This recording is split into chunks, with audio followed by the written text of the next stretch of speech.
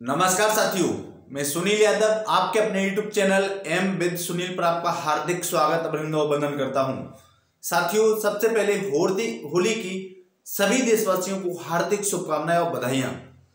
दोस्तों, आज बात करता हूं कि 69,000 शिक्षक भर्ती में जो ऑर्डर रिजर्व हुआ है, इस ऑर्डर को उसी दिन क्यों नहीं सुनाया गया, या जब भी कोई कोर्ट ऑर्डर सुनाती है तो आपने देखा होगा कि अधिकांश ऑर्डर रिजर्व कर लिए जाते हैं और 10 दिन बाद, 15 दिन बाद, 20 दिन बाद, 1 महीने बाद, 2 महीने बाद, या ऐसा अधिकांशतः देखा जाता है कि 90 दिन का समय होता है जज महोदय के पास, उस टाइम में वो सुनाते हैं। कभी आपने सोचा है कि ऐसा क्यों होता है?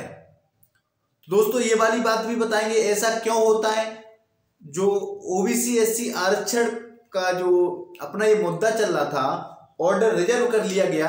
ऑर्डर रिजर्व क्यों किया गया, उसी दिन क्यों नहीं सुनाया गया, इस पर भी बात करेंगे और बताएंगे, उसकी रियल जानकारी बताएंगे। तो दोस्तों, सबसे पहले बात करता हूं कि संघर्ष का परिणाम हमेशा सुखद होता है। मानता हूं संघर्ष बड़ा हो सकता है। तो दोस्तों, जो भी साथी 69,000 शिक्षक भर्ती में 27% और 21% आरक्षण की मांग कर रहे हो, या 6,800 की लिस्ट में सिलेक्टेड हो, आरक्षण की मांग कर रहे हैं, या वो याची बने हो, याची लाभ भी मिलने की प्रबल संभावनाएं, तो उनके संघर्ष का जल्द सुखद अंत होने वाला है। दोस्तों, आपको ज्ञात है कि काफी लंबे संघर्ष के बाद डबल बेंच में ये ऑर्डर रिजर्व कर लिया गया है, लेकिन कब सुनाया जाएगा ऑर्डर, इसकी अभी कोई डेट किसी को पता नहीं है। दोस्तों, बात बताना चाह रहा हूं कि ऑर्डर रिजर्व क्यों किया जाता।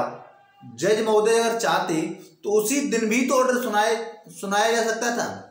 सारे वकीलों की तरफ से जो बात थी वो सुन ली गई थी जज के द्वारा, और जो भी वो बात कहना चाह रहे थे उस पर पहुंच जाते तो उसी दिन भी सुनाया जा सकता था। लेकिन दोस्तों, आपने देखा होगा कि जब कोई ऑर्डर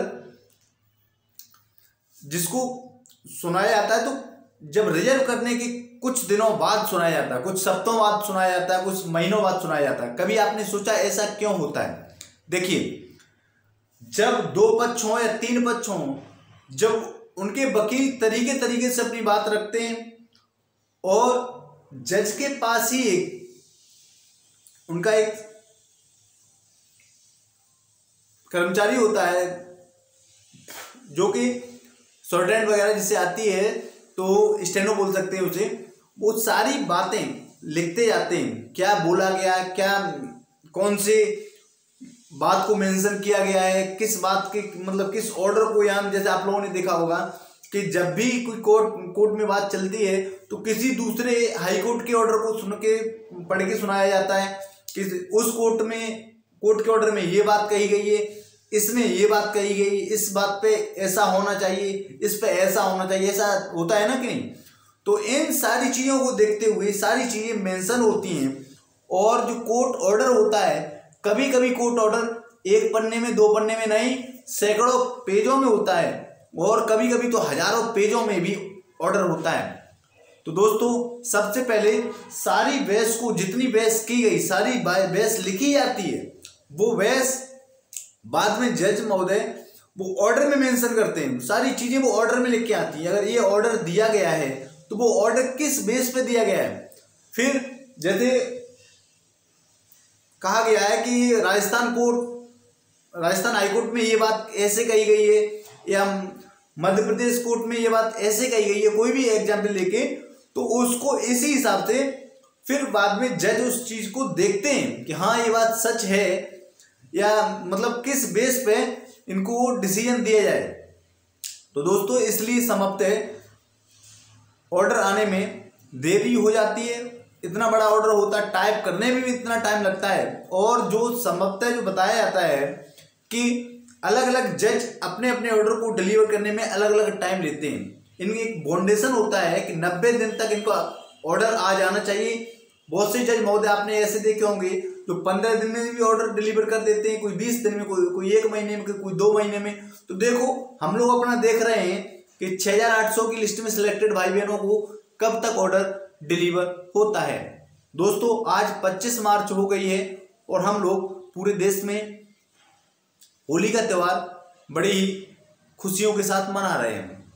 मैं उम्मीद करता हूं, भगवान से प्रार्थना करता हूं कि जो भी आरक्षण पीड़ित अभ्यर्थी हैं या जो लंबे समय से भटक रहे हैं 6800 की लिस्ट में सिलेक्टेड भाई बहन, इनको जल्द न्याय मिले, ये लोग जल्द अपने अपने विद्यालयों में पहुंचें। साथियों हम लोगों ने अपने अपने स्तर से जितना हो सका था जमीनी संघर्ष भी किया और उसके बाद भी कोर्ट में भी लगातार पैरवी होती रही, या वो आर्थिक रूप से हो, शारीरिक रूप से हो, मानसिक रूप से हो, सभी तरीके से हम लोगों ने अपनी अपनी कोशिशें की।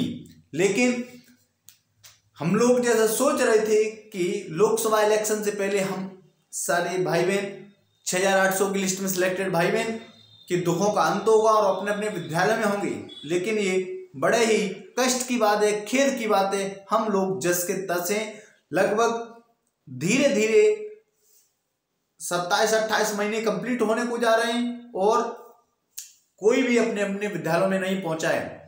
बेसिक शिक्षा विभाग के अधिकारियों की गलती का खामियाजा आज ओबीसी एससी आरक्षण पीड़ित अभ्यर्थी उठा रहे हैं।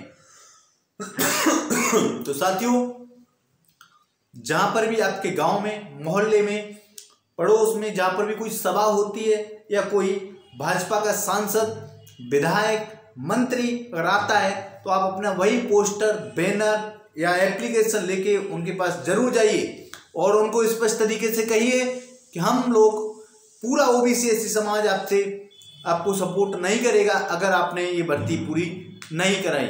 साथियों ऐसा भी हो सकता है कि ये कोर्ट ऑर्डर समाप्त है 5 अप्रैल के बाद आने की संभावनाएं बढ़ रही हैं। अगर आ जाता है तो चुनाव आचार संहिता में ही हम लोगों को नियुक्ति पत्र मिल सकता है, ऐसा इलेक्शन कमीशन ने अपनी गाइडलाइन में लिखा है कि जो पूर्व की भर्तियां हैं उनके नियुक्ति पत्र वितरित किए जा सकते हैं।